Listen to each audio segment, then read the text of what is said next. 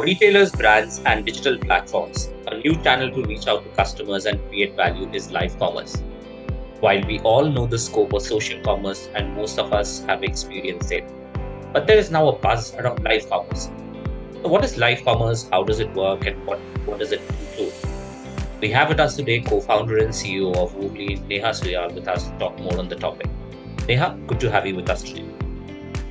Hey, happy to be here, Tra. So, first question would be, what is live commerce and how does it create value? Okay. So, like you and I are talking right now, right? We are still able to have a personal touch because you can see me in a video and then ask me all the questions you have. Live commerce is exactly the same. So, if you look at it from a consumer perspective, what we were doing in an offline environment, live commerce brings the same personal touch in online environment. Now, a consumer can ask questions coming video to video to a retailer, to an influencer, or to a brand on why should they buy it, what is it, how is it going to help them, what is the price, etc., etc. Which is what the power is, what live commerce brings to the complete experience of buying. How does it help? It's actually, the answer is in the same what I told you, right?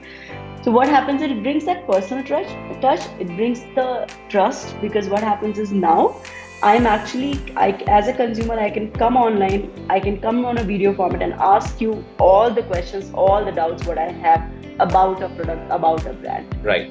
So, for a brand, how do you start out, and what products and which type of audience work? Okay. So interestingly, just a little bit history, right? If you see, India is still in a very early stage. There are a few SaaS platforms which are coming up. Some brands or platforms are integrating it for their customer experience, but still, it's still very early notion. People are still figuring out how to use, how to bring it to the consumers, right? So just some insights on what's happening on the other markets. So if you look at a market like China or a market like US, China market is crazy. It's a decade ahead of us in live commerce. So you know, I was speaking to somebody in China who's from Johansu, a Little Red Book, which is one of the biggest live commerce platform in China. Interestingly, consumers were telling me that even a BMW car to a tractor is sold on that platform. So think of a power of a platform, right? A farmer is also trusting that platform, and even an NRI who is buying a BMW car is trusting that platform. That's the power of live commerce. In India, we are still a little early, I would say. We are still figuring out. There is a lot of testing, a lot of experimentation happening around which set of consumers, how to sell, which influencers to bring in, a lot of those. But if you look at from a data perspective, interestingly, they're saying that 76% of the total sale which will happen in live commerce will happen in lifestyle categories. When I say lifestyle, I'm talking about fashion accessories, consumer durables, mobile accessories, and then jewelry, right? In fact, even pharmacy products and food products are expected to be sold in live commerce. So that's how the market is moving towards. If you look at the consumers, we strongly believe, coming from a live commerce platform, that it's going to be an extremely powerful tool for a new Bharat, which is tier 3, tier 4 audience, because they have the discovery problem. They have all these questions on what should I buy, why should I buy, right? So it's going to become a very powerful tool for the new Bharat of India. So, makes me wonder, what is the role of influencers in live commerce? Do they have a role at all? So they play a very important role in this. I will run an analogy and then maybe explain this statement, right? I'm not sure which city you come from. I come from a very small town named Kitcha. It's a town, so you can understand I'm talking about the real Bharat, right? So, I remember those days of my mother or my sister buying a product. What happens in those towns, is a lady will see or peek through their window or a roof, and she will see what is the other neighbor auntie has bought today, what product, and then she will decide, oh, you know what? Oh, today Rima auntie has got a Maybelline lipstick, let me also go and try. So that's the typical format of buying, right, in those towns of India. That's exactly what influencers do in live commerce. So now let's say when a live commerce is happening, these influencers becomes that next door auntie or next door sister or next door friend who is coming who's looking like you and I, from the same city, same skin tone, same color, and then talking about, you know what, I'm using this lipstick or I am wearing this dress, and it will suit you also. So they are the one who are building the trust for those consumers, for those markets. So what does this do to traditional retail industry? Okay. In fact, this becomes a complementary tool for a retail industry, because if you look at the current challenges even in the retail industry, right? I mean, if you see in a retail industry, look at the offline market specifically for fashion industry, right? It's still, there is a reason why people are buying online, because the new products, the new catalogs, or the typically the number of products cannot be present in one single shop, right? So the experience of window shopping, those consumers in tier 3, tier 4 are not able to entail, because they're not able to experience so many products, so many brands, discovery, the challenge. Now, if a live commerce is present or given to those retailers, typically they will be able to showcase all the products, they will be able to explain all the products just by the power of their phone, right? So the cataloging becomes easy for them, explanation of a product becomes easy for them, and of course they will be able to showcase way more products what they have in their small shop to these consumers, leading to a better discovery, better consumer knowledge, and better, of course, conversions, even in the retail industry. Right. So media has been around for some time now, but what part is it playing in boosting sales and customer engagement? And do we have any empirical numbers which justify that, because a lot of companies are spending a lot on social media. We have numbers to back up and say that, okay, fine, these are the kind of results these people are seeing. Yeah. So, Raj, the current biggest challenge for any online commerce platform in India, right, is the customer acquisition cost. I'm sure you would have heard a lot and written a lot about CAC, right? Everybody speaks about business days not being viable because the CACs in India are very, very high. And it is high because the retentions are lower, and of course the number of more purchases are lower, right?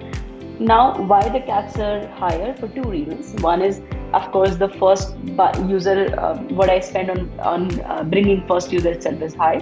Second is my conversion percentage is very low. A typical conversion percentage for an e-commerce in India is 1.5 to 2%.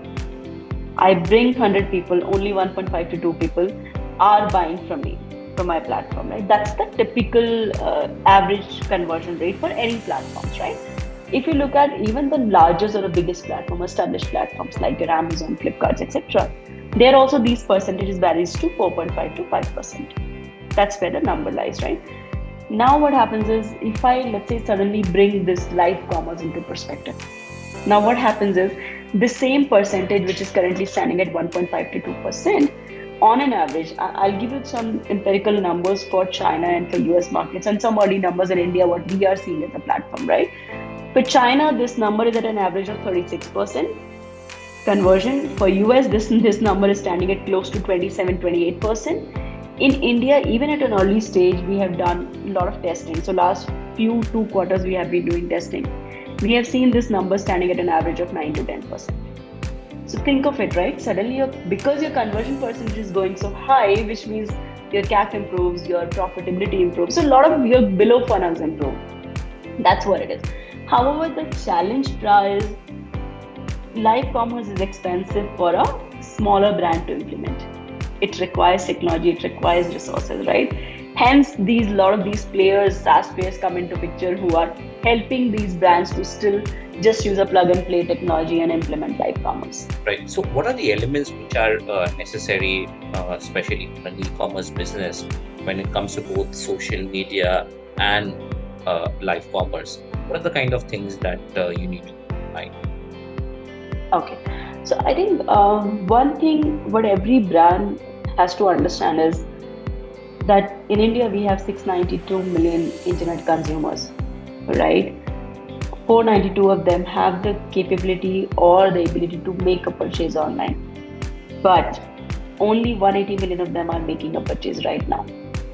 What this data proves is that almost any Indian who is online is on social media, which means if as a brand I have to reach to my audience, I have to be there in the social media in some format, right? Because the first discoverability or first interaction for a brand with a consumer is going to happen in social media. So it's extremely important for a brand to understand that building a brand, building a reach, and more importantly, building the connect with the consumers, setting the tonality that what does your brand stands for, is most critical and can happen only on the social media platforms, right? We have seen a lot of brands who come and say, hey, you know what, from the day one I want sales. But for you to even generate sales, the consumers have to know what does your brand stand for, why should they buy you, right?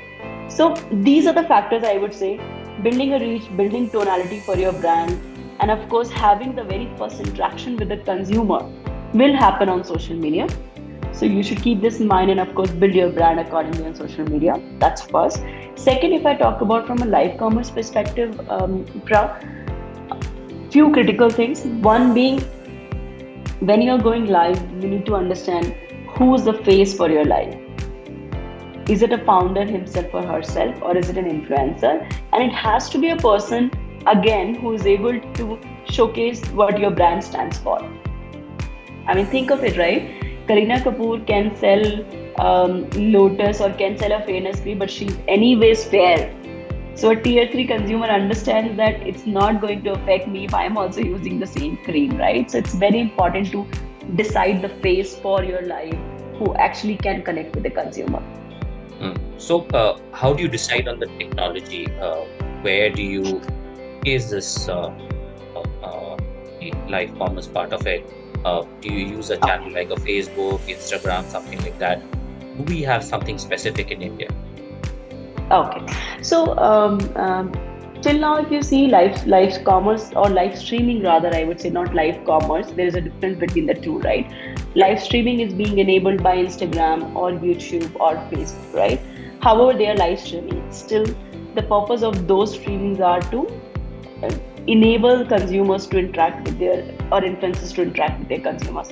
It does not enable me to do commerce, right? It still is running on an affiliate model, right? Which is not very successful in India because Indian consumers do not still trust affiliate model, right? Now, if you look at it live streaming, there are two ways via which the live streaming is happening in India. You have some of the SaaS players. So these are typically players who are giving brands the technology to run live streaming on their own websites. Or you have players who are typically platforms. So let's say example, we ourselves, Woobly, right? We have been building this technology for the last 2+ years now. There is a difference between the two. In case of SaaS players, all they provide to a brand is technology. However, like I told you, the biggest challenge for a brand is customer acquisition, not just the technology, right? So they give one part of the solution. They don't give the solution which can help brand to still build their brand out, right? When you come to a platform like Woobly, what happens is we provide you the end-to-end solution. So we tell to the brands and that, you know what, you can do live streaming via our technology. We will also give you influencers because we are built on influencers, the content, the reach, and the sales. So you have, these are the two different types of solutions which are out in the market, which of course brands are going for. Right. So how do you see this live commerce market playing out in India the next few years? I strongly believe that live commerce is still very, very early in India, right? There is a lot to come. There is a lot to see for all of us in India. How it's going to... So I'm sure, Pra, you would have seen, right? In 2015-16 or before 2015-16, all of us used to read a long tail blog and then understand what is the product all about, right? Yeah. And then came TikTok, right? Then came TikTok, which made us consume everything on video, and suddenly we forgot to read. I mean, if you look at the percentage of consumers who are reading right now, is so low because all of us have become accustomed to watching a video, small video, 9:16 video, and then understanding, either love or understand about a product, etc., etc. I strongly feel that the same is going to happen in terms of the behavioral change. People were consuming on a long text format. People started consuming on video. And now from a buying perspective, people will start moving towards live streaming. The single and most important reason behind, because that gives you the best experience in terms of buying. the most closest to an offline experience, right? I can come online, I can have the personal touch, I can ask all the questions, and I can still understand what is this product about. So that's how the behavioral shift will happen. We are yet to see live streaming being used in other categories. As of now, if you see, live streaming is connected to an impulsive behavior. When I say impulsive behavior, it's like this. Let's say Pra wanted to buy a t-shirt and Pra also wanted to buy a Nike shoe. The t-shirt cost is 500 rupees, the Nike shoe cost is 8,000 rupees. Now what we realize is Pra is more likely to buy 500 rupees t-shirt on live commerce because it's an impulsive buying. I just like the t-shirt, I don't think about the pricing. The moment it becomes 8,000 rupees, I feel okay, let me go, let me see offline, let me figure out, and then I'll buy, right?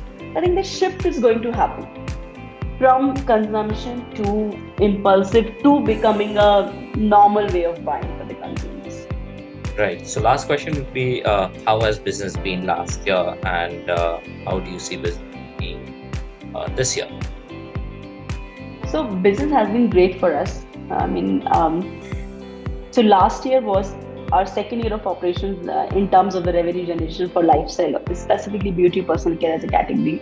We hit in within 18 months, we hit that 100 crore kind of a revenue run rate, and we were the fastest in India to reach that number, right? With CM2 being positive. This year, there is a lot of things which are happening within Googlipra. One of it being, like you said, we have been a video commerce platform. So just for the users who are seeing this, Googly is a video commerce platform, right? We help users coming from tier 2, tier 3, tier 4 cities of India to watch, discover, and shop. That's what they do. They watch a video, they discover a brand and a product, and then they shop. And all these videos are created by micro nano influencers like you and I, who they can relate to, right? In their own language, their own skin tone, their own problems. That's what they're talking about. And now, in terms of the product migration, we are moving towards video commerce plus live commerce platform, wherein we are also helping brands to now go live with our own influencers. That's where the I would say product growth is going towards. In terms of category, we have been a beauty personal care as an industry, and now this year we have launched or launching fashion accessories, home decor. So a lot of category expansion, product expansion, which of course will also lead to a lot of revenue growth. That's what we are looking at. Wonderful, wonderful. So I think we'll have to see if live commerce becomes table stakes for companies, and how quickly they can experiment with this dynamic channel. Thank you so much for talking to us, Neha. It was a real pleasure. Thanks, Brian.